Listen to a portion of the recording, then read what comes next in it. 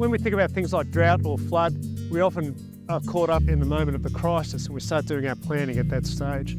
I think the best time for planning for any disaster or any potential problem, which are realities of farming today, are in the periods when things are actually travelling quite well.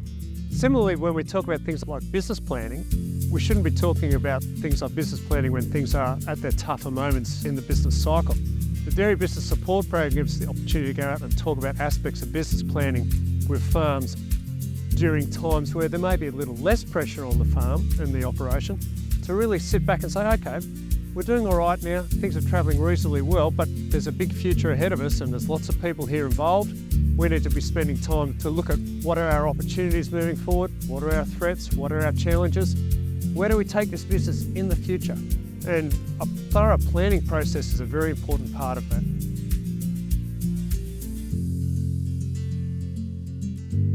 My name is Neil Moss. I'm a veterinarian and an agricultural consultant.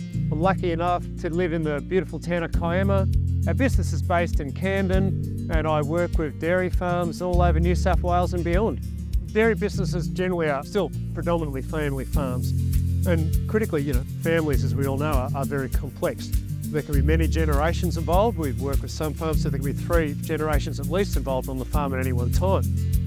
The Dairy Business Support Service gives us the opportunity to bring all people in the family together, sit around the table, bring up the issues that are problematic, look at the opportunities, think about what might be happening in future generations, and ultimately bring that all together and start making plans for that whole business to move forward on. The conversation can be a little bit difficult at first, and often it's a matter of people just starting to feel a bit more relaxed about what's coming out.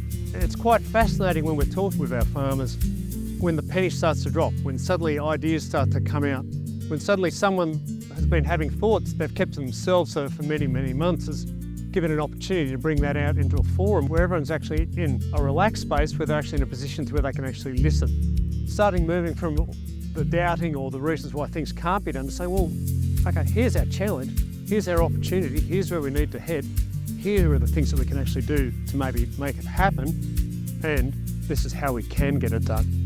Look, the program has been very diverse in what it's been able to allow people to discuss and go through.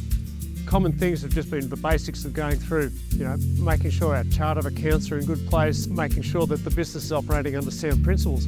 But we've also looked at opportunities for new people to come into the business, for businesses to make a transition from being managed to potentially being leased, or looking at opportunities like share farming. We've looked at things like facilities design, where businesses need to go to adapt to a changing climate, a changing environment, a changing land value space. Are there opportunities to maybe look at purchasing land next door?